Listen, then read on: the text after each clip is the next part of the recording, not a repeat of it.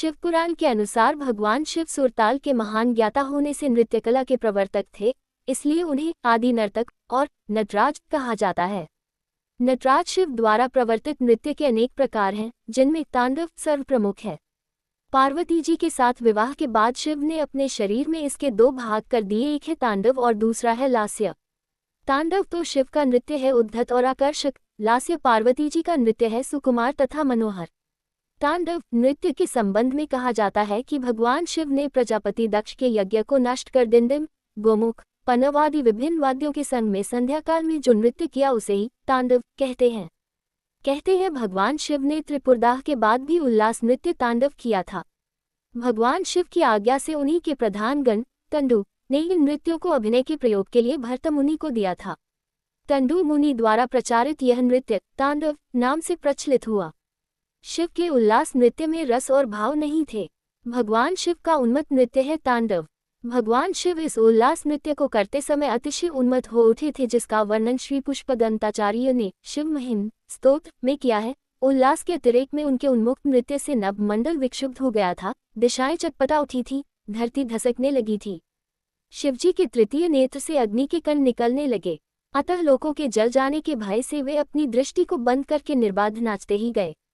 उनके पैरों के आघात से पृथ्वी अचानक संकट को प्राप्त हो गई। आकाशमंडल के ग्रह नक्षत्र तारे उनके घूमते हुए भुजदन की चोट से पीड़ित हो गए।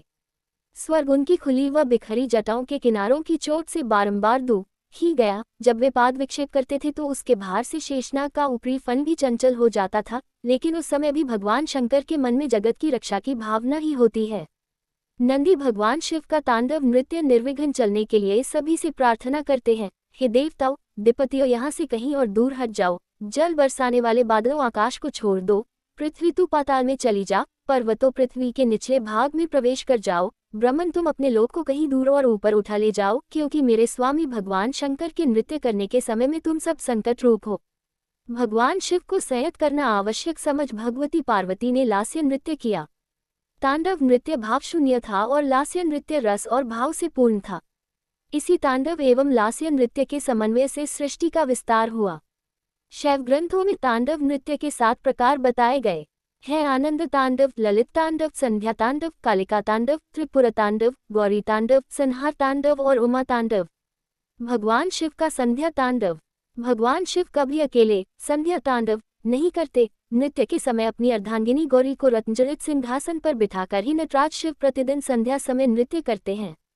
शास्त्रों में उल्लेख है कि नटराज शिव द्वारा संध्या तांडव के समय ब्रह्मा ताल देते हैं, सरस्वती वीणा बजाती है, इंद्र बांसुरी और विष्णु मृदंग बजाते हैं, लक्ष्मी गान करती है और सभी देवता नृत्य देखते हैं। इस नृत्य में मृदंग, भेरी, पटह, भान, डिंडिम, पन्नव, दरदुर, गोमुख आदि वाद्यों का प्रयोग होता है। भगवान शिव नृत्य करने से पूर्व जब अपने इष्टदेव को पुष्पांजलि समर्पित करते हैं तो वह पुष्पांजलि इनसे बड़ा और कोई वंदनीय नहीं है, ये सोचकर शिव के हाथों में लिपटे कनकन रूपी सर्पों की फूंकार से बिखरकर भगवान शिव के चरणों का ही स्पर्श करती है। ऐसा माना जाता है कि नटराज शिव ने पहली बार पृथ्वी पर चिदम्बरम मंदिर में संध्या समय तांडव नृत्य प्रस्तुत किया था। महाकवि कालिदास ने अपने मेघदूत नाटक में उज्जैनी के महाकाल शिव का सांध्य नृत्य करने का उल्लेख किया है। भगवान शिव का मंगलकारी नृत्य है तांडव। संपूर्ण ब्रह्मांड ही शिव की नृत्यशाला है। शिव का तांडव जगत के मंगल के लिए, जगत की सृष्टि के लिए होता है, संहार के लिए नहीं। संसार में पाप ताप जब चरम सीमा पर पहुंच जाते हैं और जीव पीड़ा से हाहाकार करने लगता है, तब भगवान शंकर का नृत्य विवश होकर प्रलयनकारी रूप ग्रहण कर लेता है। उनका नृत्य भयंकर है, लेकिन शिवतत्व से शून्य नहीं है। भगवान शंकर का ये नृत्य भी जगत की रक्षा के लिए होता है, क्योंकि वे कल्याण करने वाले हैं। उनके पैरों की थाप से यह धरती अन्न, जल और फल फूल की उत्पत्ति का कारण बनती है। पाणिनि के अनुसार भगवान शंकर के नृत्य करते समय उनके डमरू के घोष से 14 सूत्र निकले, उन्हें संकादी ऋषियों ने संग्रहित किया और उसी से संस्कृत भाषा की उत्पत्ति हुई। शिव की लंबी जटाएं सदा बंधी रहती हैं, लेकिन जब आसुरी शक्तियों से विश्व त्रस्त हो उठता है, तब सृष्टि के त्राण के लिए वे जटाएं तांडव करते समय खुल जाती हैं। संसार में अणु से लेकर बड़ी से बड़ी शक्ति में जो स्पंदन दिखाई पड़ता है, वह उनके नृत्य एवं नाद का ही परिणाम है। भगवान शिव का नृत्य जब प्रारंभ होता है, तब उनके नृत्य झंकार से सारा विश्व मुखर और गतिशील हो उठता है, और जब नृत्य विराम होता है, तब समस्त चराचर जगत शांत और आत्मानंद में निमग्न हो जाता है। नटराज का नृत्य ही सृष्टि, स्थिति, संहार, तिरोभाव और अनुग्रह इन 5 ईश्वरीय क्रियाओं का द्योतक है। भगवान शिव का यह अनादि व अनंत नृत्य केवल उसी जीव को दिखलाई पड़ता है जो मायाजाल से ऊपर उठ चुके हैं।